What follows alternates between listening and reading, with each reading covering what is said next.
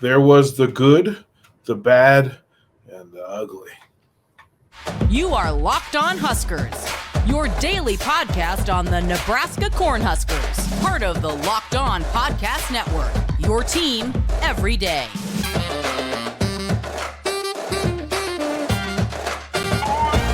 Hey gang, DP here, Locked On Huskers. Thank you for making Locked On Huskers your first watch and listen each and every single day. Greatly appreciate it. For you everydayers, thank you for what you do. Before we get into the full of all of this, Mark Onweiler, let them know about Bird Dog. Thank you, DP. This episode of Locked On Huskers is brought to you by Bird Dogs. Now, Bird Dogs makes the shorts that make you look good. They're stretch khaki shorts designed to fit slimmer through the leg and the thigh, giving you that truly sculpted look you're looking for. They do the exact same thing as Lululemon, but they fit way better. They fix the issue by inventing cloud knit fabric that looks just like khaki, but stretches, so you get a slimmer fit without sacrificing any movement. They're functional for any occasion, whether you're on the golf course, you're on a date, you're on an evening out, at the pool, a workout, you're lounging, whatever. It works for it. Go to birddogs.com/lockedoncollege and enter the promo code LOCKEDONCollege at checkout for a free Bird Dogs water bottle with your order. birddogs.com/lockedoncollege, all one word, for a free water bottle at checkout. You won't want to take your Bird Dogs off. We promise you. DP, back to you. Thank you, sir. I need to get the pair on. I need to wear them for a show. We'll work on that along the way. Lots to cover here in the first Locked On since Minnesota. I wanted to recap Minnesota, and then in this week we'll have Locked On Buffaloes. We'll have that crossover. We'll do that probably Thursday. So we'll have that for you so you can kind of creep in and see the other side of this week's matchup. Shout out to Kane Robb from Locked On Gophers for providing such insight. He nailed it. He absolutely crushed it with Danny Jackson and Kaliak Manis and some of the players. But that's what this gives the opportunity for us to do, is to give you a preview from the folks who cover it every day, to cover those teams every day. Your Huskers every day. That's what we do here at Locked On Huskers. There's a lot to go through, and I wanted to start with the good, because you can get into the syndrome, which is woe is me, oh no, here we go again. You can do that. But I had to remove myself from the fan vacuum and put myself into the coaching vacuum and then the media vacuum, because they're different spaces. One allows me to compliment the things that went well, identify the things that didn't go well, and then correct them. The things that are mandatory along the way. And that's what Locked On Huskers will be in this episode. Greatly appreciate it. Through all of it. The good, and I want to circle some things. Being down on the field before the game, you get to see a lot of the natural movement of a team and of players. And I was enthused by the Huskers and their want and desire to do well. They were connected, which is a good sign for a first-year coach, first-year staff, first-year roster. This is a new group. So to see how they were going to function under live rounds and live fire was important. There were some things, and that Will kind of gave us a preview. And he said, look, I'm more focused on us finishing well rather than starting well. And they walked right in. They walked in his words. And that's the power of a productive coach, that he will set the tone in his words. And often we miss the clues. But Matt Rule was like, listen, we've got to find out who we are. And that's not going to happen immediately. Now, what they figured out along the way was this, that this is a group that enjoys playing together. This is a group that likes battling for each other. And to watch them kind of be connected before the game, and then at various moments throughout the course of the night, I actually was behind the bench most of the night. And so to see the engagement and to see the coaching meetings and the conversations in between, just to see the rally calls, and then some of the verbiage that was being passed along. Nebraska has some things to work with. They're not empty in possibility.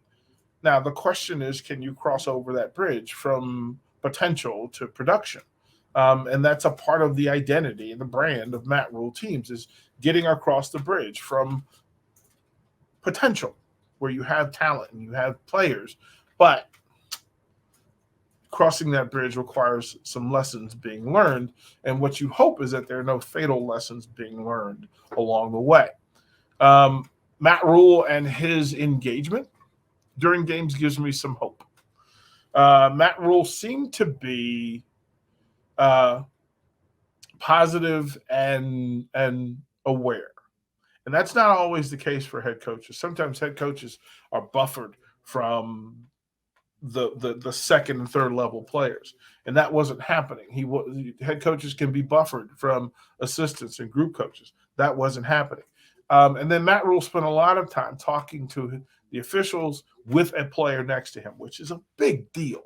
It's a big deal to bring the young men next to the official to see you as a head coach battling for them and then getting clarity for them on what's the right way for me to do this and not get a penalty for it, or explaining to the official something that's happening to them so that the official can look for it on the next series. Matt Rule was exceptional at doing that. I want to give credit for that because it's important.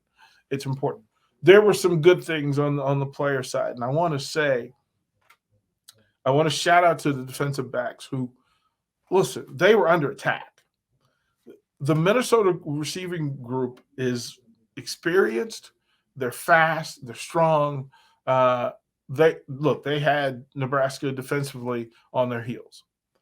But this defensive back group, with the exception of the late touchdown on a double move, and the double move is just – it's a byproduct of situation and circumstance. It's if I have seen with the down and distance that what they're going to do is try to get the ball out of the quarterback's hand quickly, because Nebraska was sending pressure. Defensive backs know if pressure is being sent, that first move is the move normally for you to jump. If you're going to jump a route, you jump it on the quick throw, the quick release, so that they have time to get home on the quarterback. But if you don't get home, then it puts that defensive back on an island. And Malcolm Hartzog was put on the island because on the initial pump, he broke. And they didn't get home. And that left that open corner for the dump and catch. But the rest of the day, they attacked, they got balance, they got depth, they realized and recognized that they've got some playmakers back there. And I'll say this for later, but I'll tell you, that defensive back group is going to have to play out of its mind in Boulder. But we'll talk about that later in the week. There's lots to talk about. There are some other good things, and then we'll get into the not so good things here on Locked On.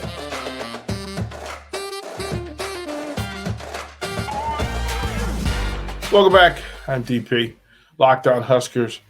Courtesy of the folks from 93.7 The Ticket in Lincoln, America. Greatly appreciated. Mark, I want to let the fans know. Let them know about FanDuel.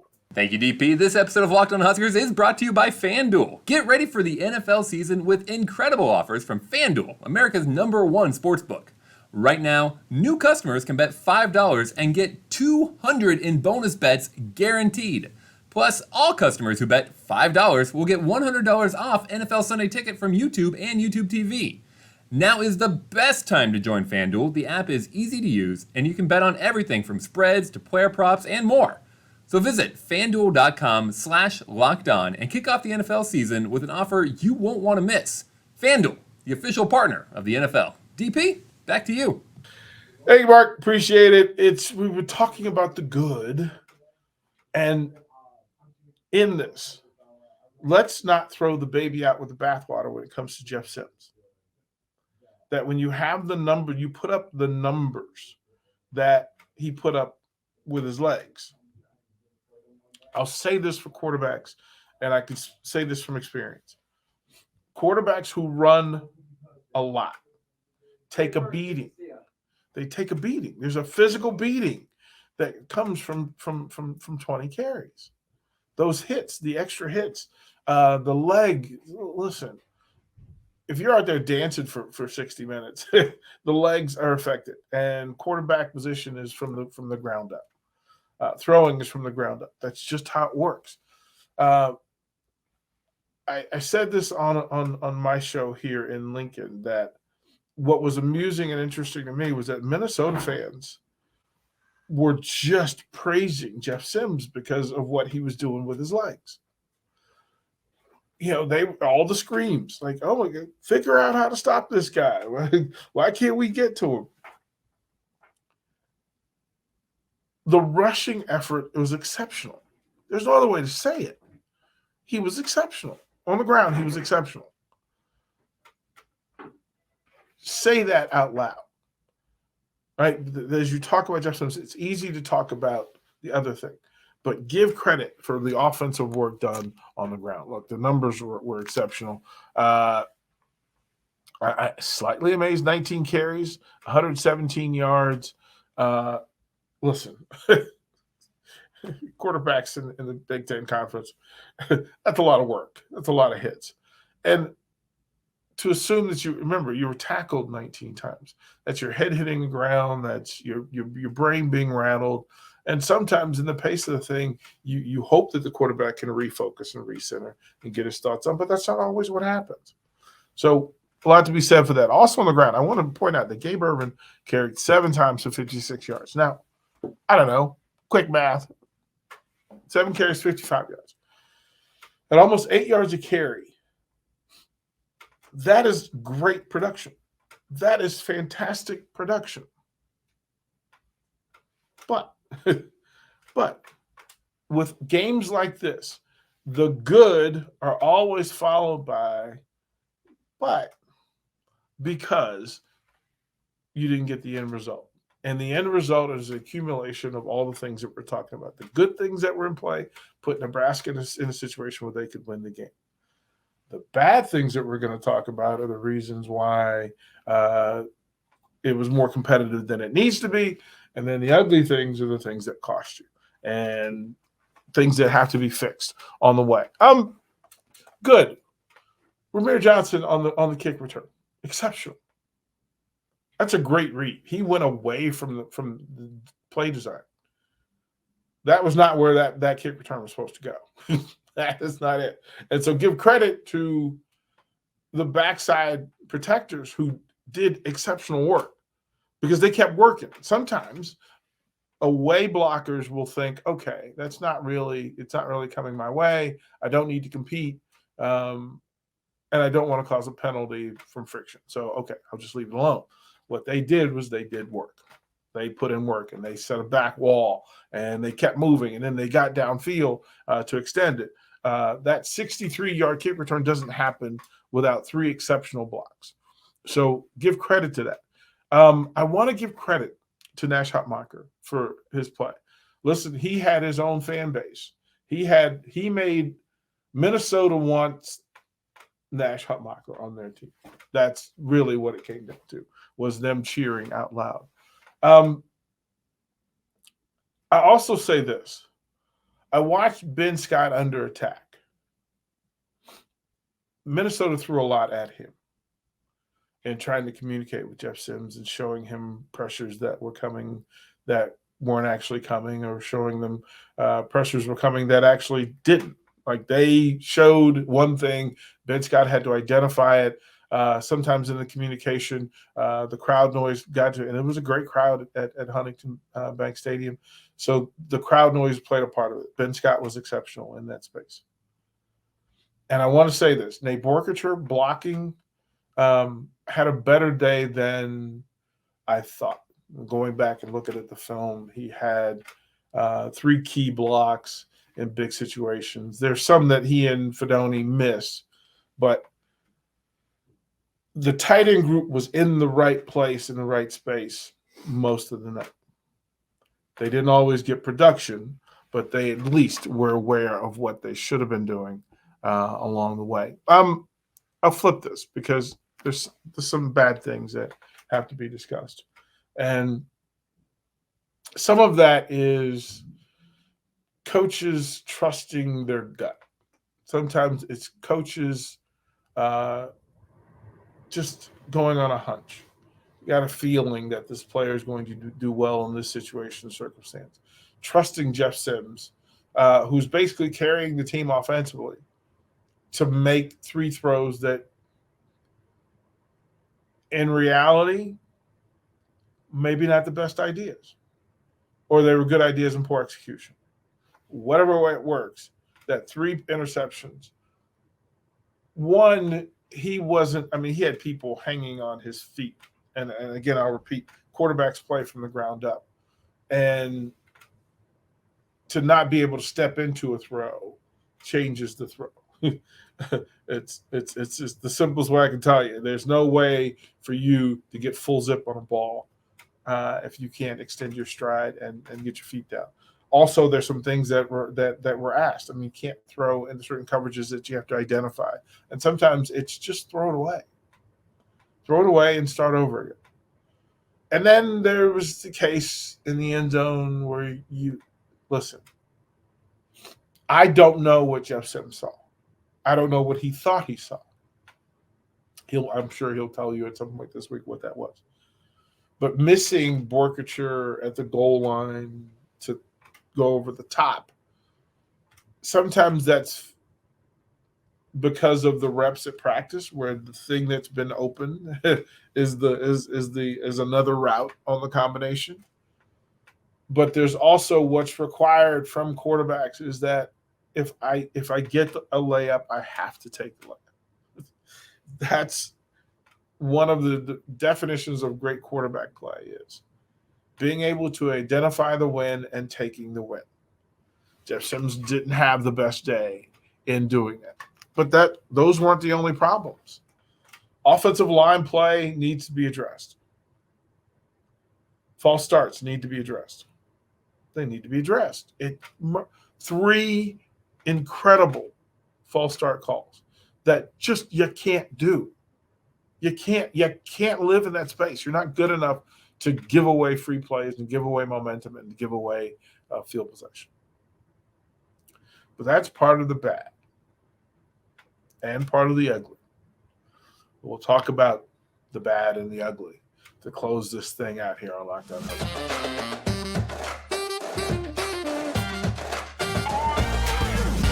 Hey gang, DP here, and again, appreciate you. If you have not subscribed, please do so. Get the content.